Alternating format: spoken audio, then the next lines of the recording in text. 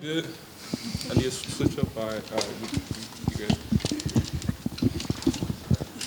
Eric, in 1 year you've gone for a guy who wasn't sure what your role was going to be to kind of almost really the face of the secondary name in a certain respect. I mean, just from that aspect of it, what has that journey been like for you leading up to the season? It really has been an up and down journey, but then again, we always competing. Like, I know nobody's spot is pretty much solid right now because practice is, it's heavy. We always switching. We always going against different matchups and all that. So then it's just day by day, we just trying to get better as a unit. You don't just kind of pinch yourself, though, because, again, we weren't talking about you a whole lot this time last year, but here we are again.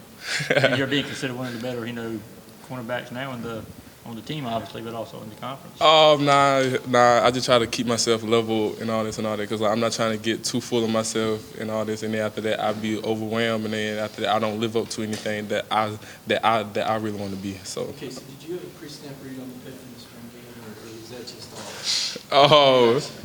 Okay, on that one, I mean, I just saw it was a wide split and all this and all that, but then so I just guessed it was a slant, but then my guess was right, so I'm glad it was. Having been through a full spring with him and summer workouts and a week of camp, what does Coach Warren bring to the room? Oh, Coach Warren brings a lot of energy, a lot of technique. Like he would day by day he would break you down, and then plus like if you want to meet extra guard, like I know he say this every day. If you want to meet till 3 a.m., I am totally here for you and all this and all that, and I really love it. How much scrimmage action did you do? Looks like you mixed it up a little bit there. Oh yeah, it get pretty dirty out there, especially with the competition and all this. Like I know day by day, it pretty much just like I said. Like I know we got a lot of savages in that room, and we got a lot of people hungry. So then I'm just trying to keep up with everybody else. How much does the fact that you started last year, help you aid the other cornerback competition that's going on with some guys that, Tyson obviously played a good bit, but some of those guys haven't played quite as much. How much does your experience give you a chance to help them grow into the role that Coach Warren and Coach Smart would like them to have? I mean, last year was last year, but then again, it's just this year we got a whole new personnel, we got a whole new people, and all this coming in. So after that, I know everybody's just trying to get better. Coach Lanning perks up a little bit when he talks about Tyreek Stevenson. What can you tell us about the freshman? Tyreek Stevens is a special guy. I'm not feeling like if you want somebody that can track a ball like a wide receiver or go up and high point, it's pretty much him. Like I'm not gonna lie, I'm coming in and I'm looking at him like, dang, this man got some tremendous ball skills on him. What's your impressions of George Pickens through 6 practices?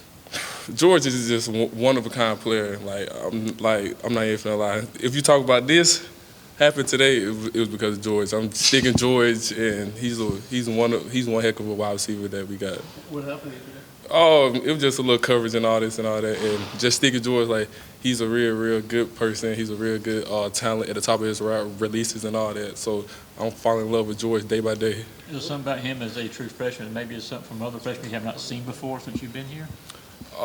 Just like the knowledge of it. Like he knows. Like I know pretty much he really knows what he wants to do, and he's just going for it.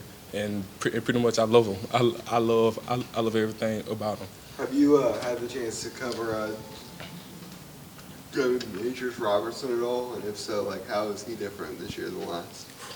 Oh, it's just speed. I'm not even like even though I'm pretty fast, he's pretty fast too. He's faster than you? We going to toss that up. He probably got me a few days. I probably got him a few days. Yeah. But I'm telling you, like it's just speed wise, like you really can't mess up with and pretty much with him because like he would leave you in a hurry.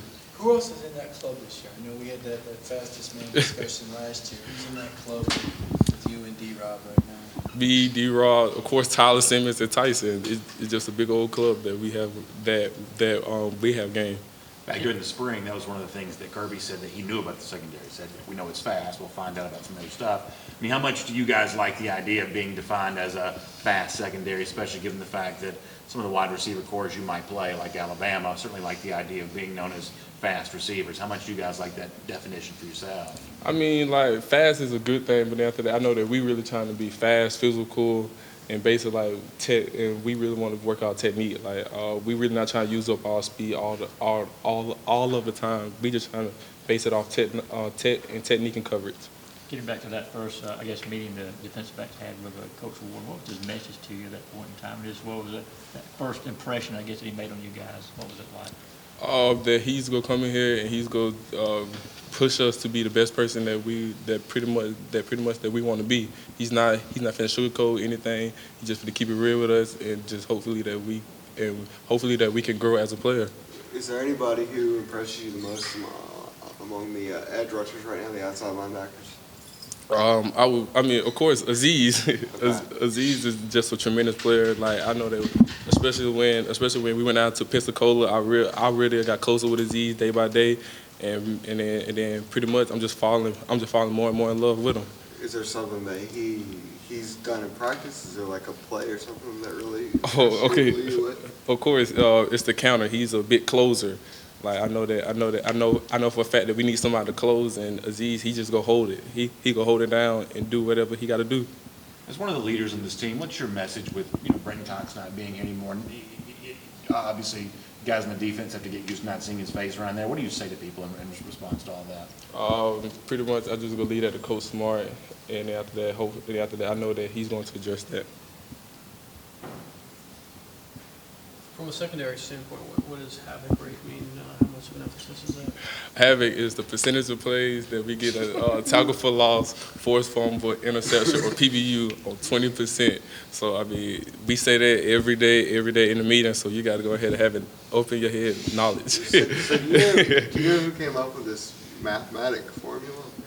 Seems a little in-depth. Oh, pretty much, it was Coach Landon. He came in on the spring. He wanted havoc, and he's been drilling it in since the spring has started. Does that change anything you do in terms of, when you know that that's in your mindset? Are there certain ways you react on a play where you're thinking about that and reacting differently, or is it pretty much you're pretty aggressive in terms of PBUs? We just pretty aggressive. Like I know that we're going to get out there. We're going to get out there, and regardless. But after that, especially with the havoc, it's just something to build on. From your perspective, how does the defensive back work contribute to the ability to create an additional pass rush? Obviously, it makes it easier to get the quarterback if you guys are locking them down. But how do you perceive that? I mean, like we can. I know that we can control on the back end as a coverage sack. If we do our job on the back end and make the quarterback hold the ball, we know for a fact that our D line can get to him. See enough of Cager yet, Stokes? I know you talked earlier about Pickens. Cager's kind of an older guy. What does he seem to bring? Oh, he just bring that big physical wide receiver that we need on the outside. Like I know he could go up and high point it. He can go up and block you, do whatever. Like I really love Cager too. Like I'm telling you, all wide receiver core is real nice.